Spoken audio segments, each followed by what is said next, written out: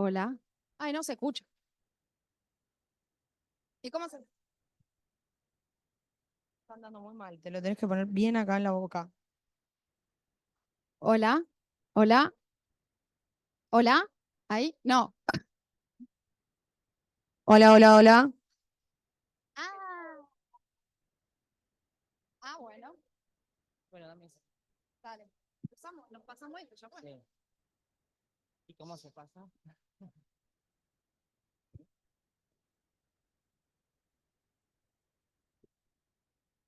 Bueno. Bueno, nosotros somos Luis y Antonella, residentes de segundo año del Hospital El Cruce, y hoy les vamos a hablar del rol de nuestro servicio frente al trasplante de células progenitoras hematopoyéticas. En primer lugar, vamos a ver una introducción para ponernos un poco en contexto, donde vamos a dar una serie de definiciones y terminologías. Después vamos a hablar de la evaluación pre y post-trasplante, que es en particular lo, lo que hace el servicio de laboratorio, y después vamos a presentar nuestras conclusiones.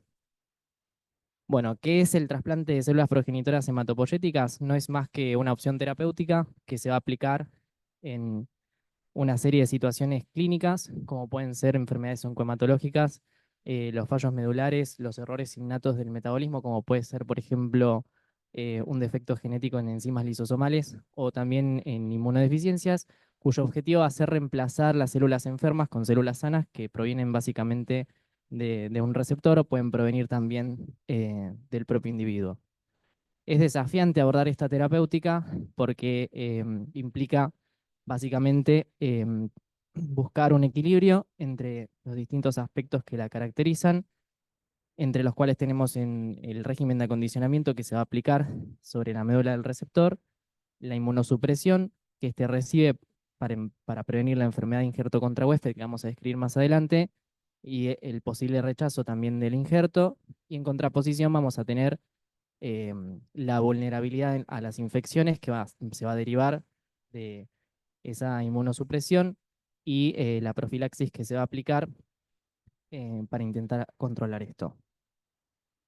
Bueno, la enfermedad de injerto contra huésped es la principal causa de morbimortalidad que va a estar relacionada al trasplante halogénico, en el cual las células T del donante reconocen estructuras que están presentes en el receptor y las atacan y las dañan.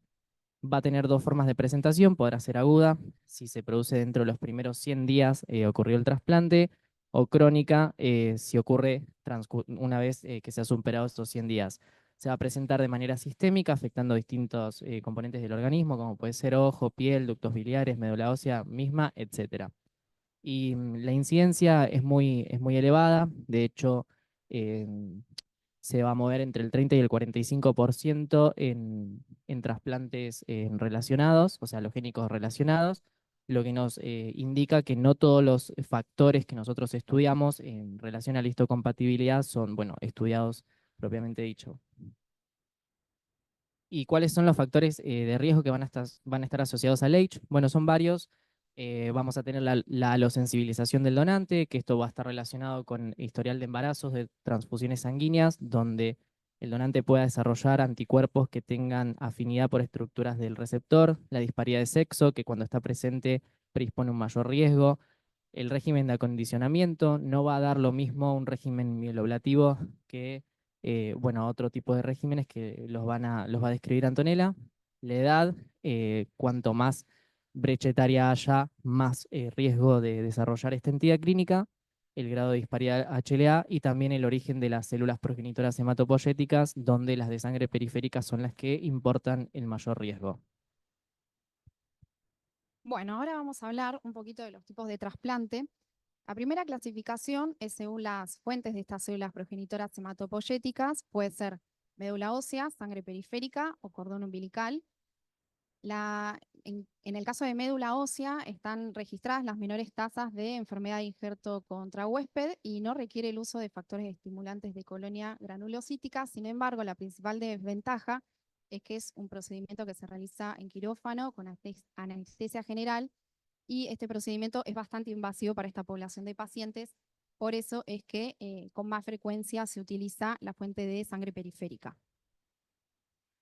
A su vez, el trasplante también se puede clasificar según el régimen de acondicionamiento, es decir, el régimen que se utiliza para destruir a las células tumorales. El mieloablativo es significativamente el más tóxico, en el que se emplean agentes quimioterápicos y radioterapia o incluso combinación de algunos agentes, donde se destruyen las células progenitoras hematopoyéticas por completo, es decir, que se provocan citopenias irreversibles que solo se restauran con un trasplante. Seguido de eso se encuentran los regímenes de intensidad reducida y de toxicidad reducida, los cuales, si bien sí se utilizan agentes quimioterápicos, las citopenias que se presentan son mínimas o variables. A su vez, el trasplante, por último, se clasifica según el tipo de donante en autólogo, halogénico y singénico. Autólogo refiere a cuando las células progenitoras hematopoyéticas provienen del propio paciente. La principal ventaja en este caso es que se evita la enfermedad de injerto contra huésped, pero la evidencia ha demostrado que en estos pacientes, después de un tiempo, pueden no responder a esta terapia, provocando un freno medular. Por su parte, el trasplante halogénico, la principal ventaja es que se infunden células inmunológicas de un donante que es sano, pero este tipo de régimen lleva a mayor inmunosupresión, con eso mayor vulnerabilidad a infecciones y también un posible enfermedad de injerto contra huésped. Y por último, el trasplante singénico, que es un caso muy particular en el cual el paciente tiene que tener un hermano gemelo o trillizo univitelino. Entonces es bastante similar al autólogo en el sentido que se evita el H y se infunden células sanas, pero también se ha visto que esta elevada similitud entre las células de ambos puede llevar a también una poca respuesta o freno medular. Bien, entonces, ¿qué hace que un donante de células progenitoras hematopoyéticas sea compatible con un receptor? Para esto vamos a hablar un poco de compatibilidad HLA, donde el factor más importante que tiene el sistema inmune para diferenciar entre lo propio y lo no propio son los antígenos leucocitarios humanos HLA. Son proteínas polimórficas presentadoras de antígeno que se encuentran en la superficie de la mayoría de las células, las cuales hay de 3 clases. La clase 1 es la que vemos en verde, A, B y C. La clase 2 es la violeta, la de DR, DQ y DP, las cuales presentan antígenos, y las de clase 3 no presentan antígenos, sino que codifican paracitoquinas del sistema inmune. Lo que vemos acá en la diapositiva es un paciente, el cual tiene 2 haplotipos que se heredan en bloque, los cuales tienen 2 copias de cada gen, ya que en los genes HLA hay codominancia y se expresan ambos, y por eso se estudian de a pares, como lo vemos 2A, 2B, 2C. Para el caso de médula ósea se estudian los 12 antígenos HLA, y también en la diapositiva vemos cómo un paciente tendría como relación con posibles donantes. Por ejemplo, en el caso del histoidéntico, sí, hay compatibilidad en los 12 antígenos HLA estudiados, habrá una compatibilidad de 12 y un mismatch de 0. Y en el caso, por ejemplo, de un no compatible, bueno, hay una compatibilidad de 0 y un mismatch de 12 antígenos. Si bien esto depende del equipo de trasplante, la experiencia que hemos vivido nosotros en el consultorio de infectología es que realizan como mínimo un trasplante a partir de 6 antígenos HLA de compatibilidad, menos no. Bueno, el trasplante de CPH va a tener diferentes etapas que vamos a ir viendo una a una. El diagnóstico, bueno, va a ser interdisciplinario y se va a desencadenar ante la sospecha clínica, obviamente, lo que va a conducir a la realización de distintos estudios por imágenes de laboratorio, etcétera, para confirmarlo. Una vez que se confirma el diagnóstico, se va a proceder a lo que denominamos como perfil o estudios pretrasplante, que tienen como objetivo evaluar al paciente, incluirlo en una lista de espera y ver si es candidato o no para la terapia. Una vez que se define eso, se procede a la búsqueda del donante, lo que se hace por histocompatibilidad, que es lo que les contaba Anto, y después se va a proceder a lo que es el acondicionamiento del receptor, que tiene como propósito destruir las células enfermas para dar lugar a la infusión de las células sanas que se van a recolectar en la etapa de la colecta, que consiste en la movilización de las CPH del estroma de la médula ósea hacia la sangre periférica tras la administración de factores de crecimiento de colonias granulocíticas. Bueno, una vez que se tiene eso, se va a infundir y se va a proceder a la etapa de consolidación, que consiste en descalar la quimioterapia, instaurar la terapia inmunosupresora y después se va a hacer el seguimiento post-trasplante, que tiene bueno, varios objetivos, entre los cuales uno de los más importantes es prevenir la reactivación de infecciones latentes. Finalmente se va a implementar un plan de vacunación para restaurar la inmunidad del paciente.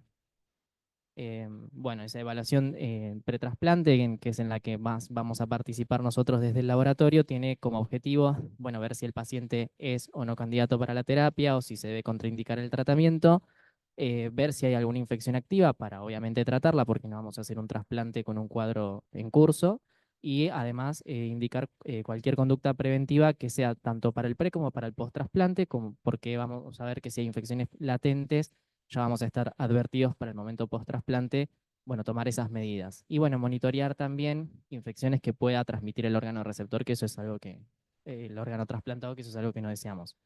Esta evaluación además va a incluir el trabajo de otros actores dentro del hospital, entre ellos, por ejemplo, tenemos la evaluación psicosocial que está a cargo del Servicio de Trabajo Social, que esta gente lo que va a hacer es analizar aspectos económicos y psicológicos para ver si la persona está preparada para afrontar una terapia de este tipo o si requiere algún tipo de asistencia para brindársela. Un examen clínico que va a consistir en un interrogatorio tanto al donante como al receptor, nuestro rol que vamos a describir más detalladamente conforme más nos adentremos, y estudios complementarios como por ejemplo estudios por imágenes. El examen clínico, que es un interrogatorio, bueno, va a estar orientado principalmente a conocer si existen infecciones activas o infecciones crónicas. Las infecciones activas a través de la pregunta de si hubo fiebre en el último mes para ver si hay alguna infección aguda o crónica en curso, porque puede producir complicaciones al momento de instaurar la quimioterapia, que va a inducir citopenias, la más importante, la neutropenia, ¿no? Y las infecciones crónicas, porque estas pueden reactivar tras la inmunosupresión, como es el caso, por ejemplo, de los virus de la hepatitis. Y además, este examen clínico va a incluir preguntas de relevancia epidemiológica como ocupación, área de residencia, antecedentes personales o haber estado en contacto con personas que estuvieron expuestas o enfermas con enfermedades altamente transmisibles. Bueno, este perfil pretrasplante del que les vengo hablando, está incluido en un sistema informático al que tenemos acceso, lo solicitan los médicos y se consensuó con todos los servicios involucrados en el hospital. Consta de 42 determinaciones, se involucra el trabajo de 9 sectores y este perfil se va a solicitar 6 meses antes de realizar el procedimiento y se va a actualizar 7 días antes. Em, para arrancar con los estudios que están incluidos en este perfil, vamos a ver primero los estudios complementarios, que fue como los denominamos nosotros, que incluye, por ejemplo, la realización de un hemograma. Ahí lo que, por ejemplo, nos puede ser útil es un recuento diferencial, porque si vemos una eosinofilia, nos va a llevar a profundizar en el estudio de que pueda existir una parasitosis, o si hay una alteración del hepatograma, en el caso de las determinaciones de química clínica, ahí podremos, bueno, sospechar por ahí de un virus de hepatitis. Bueno, más o menos casi todas las determinaciones que están acá tienen como ese propósito. En lo que sí vamos a ampliar un poco más es en la serología pretrasplante, está incluida en el perfil y se le realiza tanto al donante como al receptor. Vamos a agruparlos. En principio voy a arrancar con los herpes virus. Los estudiamos porque tiene tropismo por células en específica, porque luego la primoinfección tiene la capacidad de establecer latencia y de reactivar tras la inmunosupresión. Al citomegalovirus lo estudiamos porque la prevalencia es mayor al 80% en Argentina. El tropismo lo tienen por macrófagos, células endoteliales o epiteliales, e incluso puede haber reinfección con otro serotipo.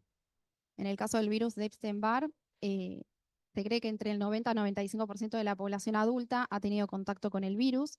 La latencia la establecen en los linfocitos T y una primoinfección se asocia con mononucleosis infecciosa seguido de una hiperplasia linfoide y linfomas invasivos en la inmunosupresión de pletora de linfocitos T. Para el caso del virus herpes 1 y 2, hay 80% de seropositividad de la población y la latencia la establecen en los cuerpos neuronales de las células ganglionares. Es importante que este virus no se lo piden el donante, ya que no se toma conducta en ellos. En el caso de la varicela, si bien la incidencia es bastante alta, a partir de 2015, que se incorporó la vacuna en el calendario nacional de vacunación, ha disminuido la incidencia. La latencia la establecen en los ganglios de las raíces nerviosas, y puede haber reinfección por perder inmunidad luego del trasplante.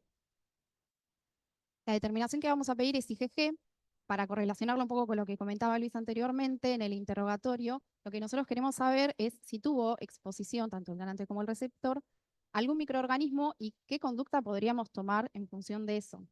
Entonces, por ejemplo, en el caso del virus de Epstein-Barr, si tanto el donante o receptor son reactivos, la conducta a tomar va a ser un monitoreo por carga viral, luego el trasplante, debido al alto riesgo de una enfermedad linfoproliferativa post-trasplante. Para el virus de herpes 1 y 2, si el receptor es reactivo, hay un riesgo de reactivación de un 70% en el primer mes post-trasplante. Por esto, se indica profilaxis con aciclovir o valganciclovir desde el acondicionamiento, es decir, desde antes que inicie el trasplante hasta el momento del prendimiento. Y se evita exposición en caso de ser no reactivo. Para la varicela, como hay riesgo elevado de reactivación en caso de que el receptor sea reactivo, también se le da profilaxis con aciclovir 1 año. Y se evita la exposición en caso de que sea no reactivo. En el caso del citomegalovirus, vamos a estudiar un poquito el tema del estatus serológico del receptor y el donante. En caso de que ambos sean negativos, el riesgo de prima infección es bajo, es del 20%, y los pacientes deben recibir hemoderivados irradiados o deplecionados de leucocitos. En el caso de que el donante sea positivo con un receptor negativo, si bien el donante le confiere inmunidad, se establece que tienen un riesgo de infección intermedio. Y también si el donante y receptor son positivos, también se los establece como un riesgo intermedio, pero el riesgo de reactivación aumenta a un 50%. El seguimiento se realiza con PCR semanal.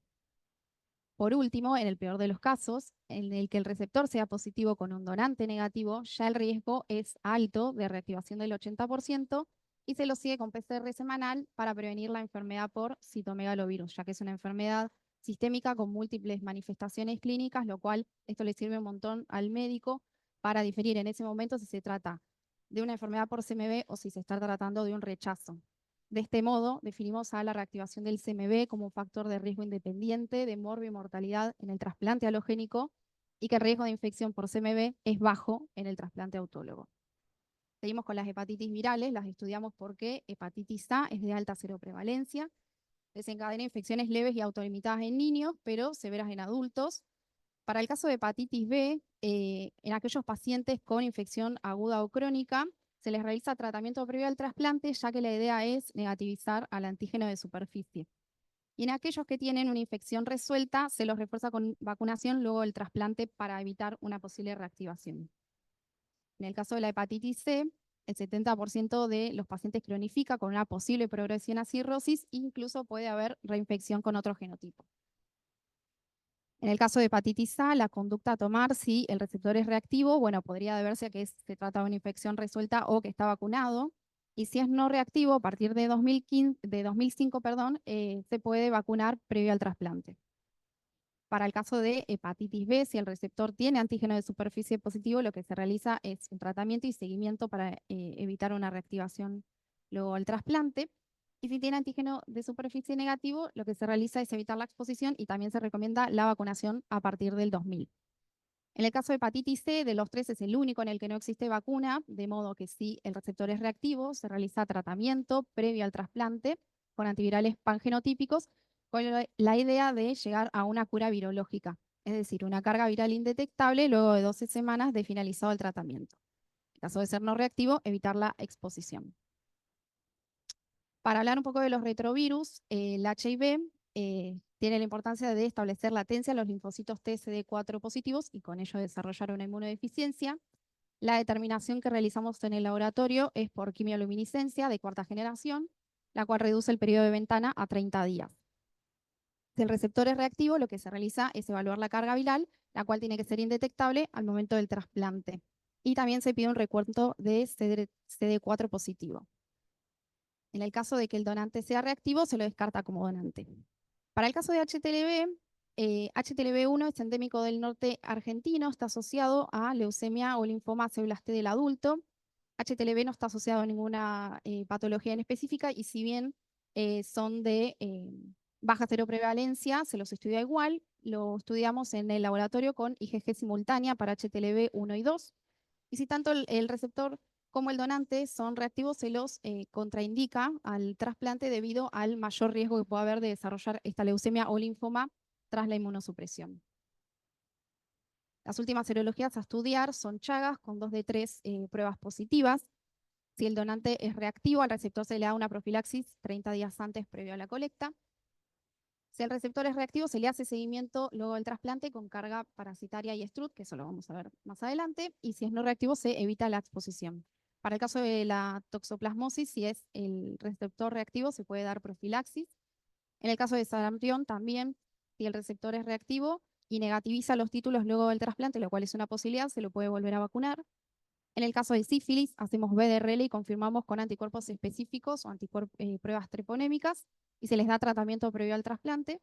Y para el caso de la brucelosis, utilizamos la Hudelson, donde si el título es mayor a 1,320, es decir, es alto, realizamos la IgM para brucela SP e instauramos un tratamiento y le hacemos seguimiento a la espera de que baje el título. En cuanto a los estudios microbiológicos, en principio destacar que el laboratorio cuenta con sistemas completamente automatizados para poder brindar una respuesta rápida a esta población de pacientes.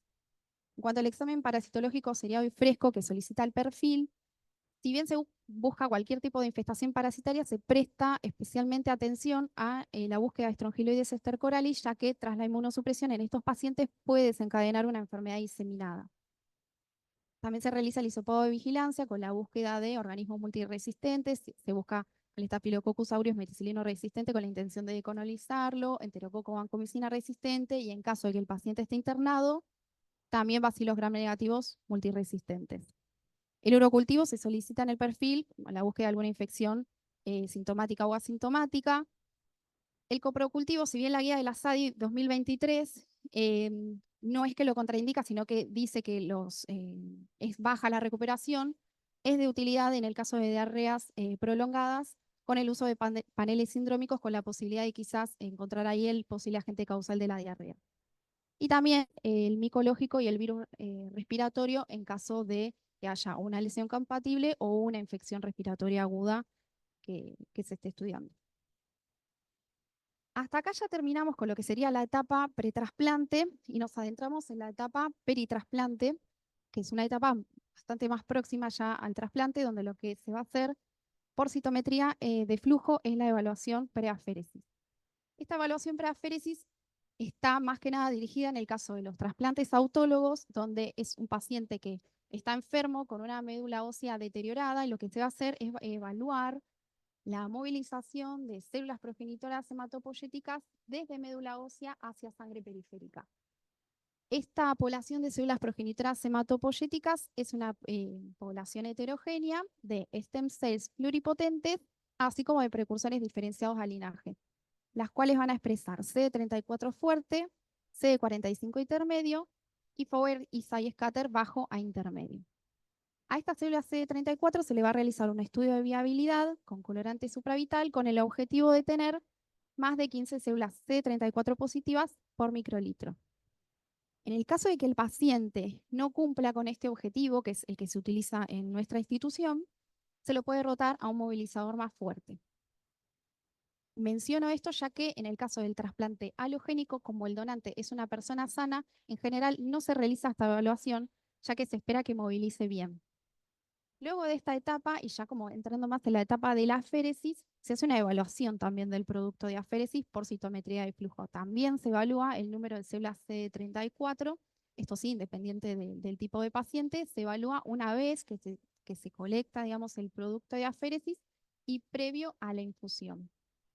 Este número de células CD34 va a ser predictor de un mayor éxito del trasplante y de una mejor sobrevida del paciente luego de realizado el trasplante. A su vez, desde el punto de vista microbiológico, a este producto de aféresis que mencionaba anteriormente, también nos van a enviar botellas de hemocultivo al laboratorio en los mismos momentos. Ni bien se toma el producto y previo de infundírselo al paciente. Esto se realiza con el fin de garantizar que el proceso se haya realizado con las medidas de asepsia adecuadas. A su vez, también al donante se le va a realizar un hisopado nasofaringeo con la búsqueda de coronavirus, influenza y recientemente agregado virus respiratorio sincicial, el cual se agregó porque se ha visto como un aumento de la incidencia en esta población y debido a la estacionalidad del año. Bueno, y siguiendo la misma línea, así como hay una evaluación pretrasplante y una evaluación post-trasplante, porque será una opción terapéutica, pero tiene consecuencias, que tiene como objetivos esta evaluación realizar una vigilancia para prevenir la reactivación de infecciones latentes, orientar al médico en la diferenciación de síntomas inespecíficos para que pueda diferenciar entre esto, reactivación o rechazo, y además modular los niveles de inmunosupresión. En este caso incluye 16 determinaciones, es un poco más acotado y lo que involucra es el trabajo de 7 sectores.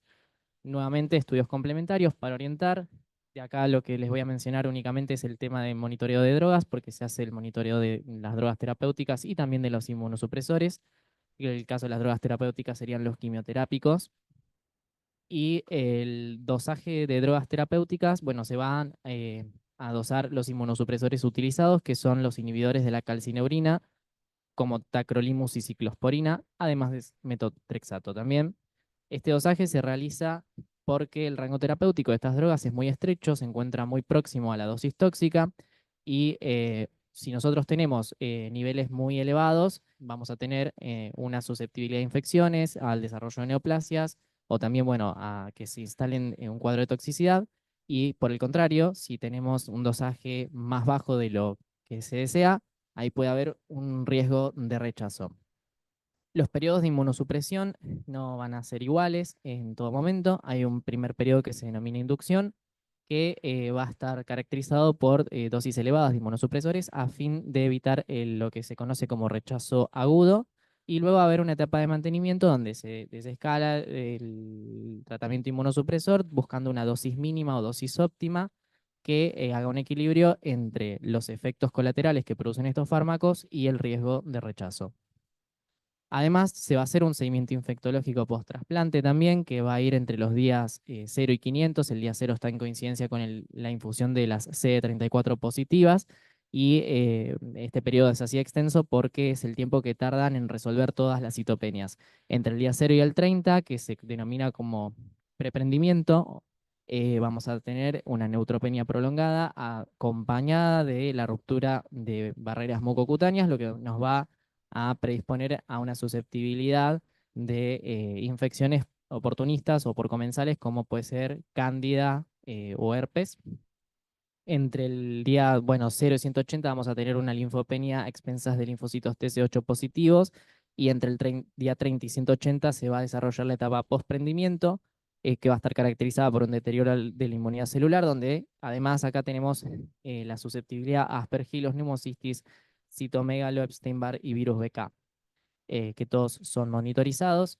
Y bueno, hacia el día 500 van a durar las linfopenias a expensas de linfocitos TC4 positivos y linfocitos B, donde se va a sumar el virus de la varicela zoster y el riesgo va a ser mucho mayor de, bueno, desarrollar alguna de estas infecciones en trasplantes halogénicos respecto de los autólogos. ¿Cómo se hace el seguimiento? Se va a hacer por PCR real time, porque lo que se busca es una cuantificación. Acá se va a obtener una carga viral que se va a ir siguiendo en el tiempo y se van a realizar en forma periódica según el tipo de agente causal. En el caso de citomegalovirus, esto va a ser una vigilancia semanal que se va a extender hasta 2 meses en el caso de trasplante autólogo, 100 días en el caso del halogénico y 180 se prolonga un poco más si lo que hay es un cuadro de H instalado, con el objetivo de prevenir el desarrollo de la enfermedad por citomegalovirus.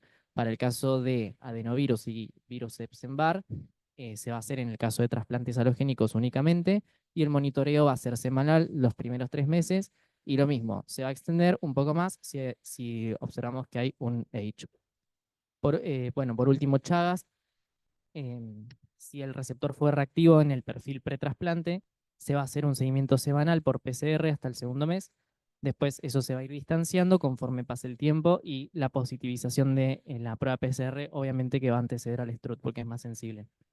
Y además se va a hacer un hisopado de vigilancia también en esta etapa, como se le hace a todo paciente internado en nuestra institución, con el propósito de buscar microorganismos multiresistentes. Y ya estamos llegando hacia el final. Acá estamos en la etapa de inmunización que tiene el objetivo de restaurar la inmunidad bueno, que el individuo ha perdido, principalmente frente a enfermedades inmunoprevenibles para evitar que se diseminen a la población general. Bueno, se aplican varias vacunas en distintos periodos post-trasplante. La línea general que hay que seguir acá es que en principio se van a aplicar vacunas a virus inactivado y conforme pase el tiempo, por ejemplo, una vez que se hayan cumplido los 2 años, ya se va a poder aplicar la de sarampión, paperas, rubiola, varicela, que bueno, son a virus vivo atenuado. También mencionarles que el Día Nacional del Donante de Médula Ósea se celebra el 1 de abril, en coincidencia con la creación del Registro Nacional de Donantes de CPH, que bueno, lo realizó el INCUCAI en el año 2003. Ha sido un verdadero éxito, ya tiene más de 350.000 inscriptos, forma parte de una red mundial, 1.715 pacientes que no podrían haber contado con una posibilidad, lograron recibir, bueno, su trasplante y para donar los requisitos son muy sencillos, hay que gozar de buena salud, tener entre 18 y 40 años, pesar más de 50 kilos y, bueno, dirigirse a algún servicio de hemoterapia del país que preste servicio para esto. Con respecto a nuestro hospital, en el año 2007 es inaugurado y en tan solo 3 años ya logró instalar la unidad de trasplante de médula ósea y en 13 años de historia o de trayectoria ya alcanzó los 500 trasplantes, lo que nos llevó a la inauguración de lo que conocemos como edificio 7, donde tenemos una unidad específica instalada para esto, para brindar la mejor atención para los pacientes.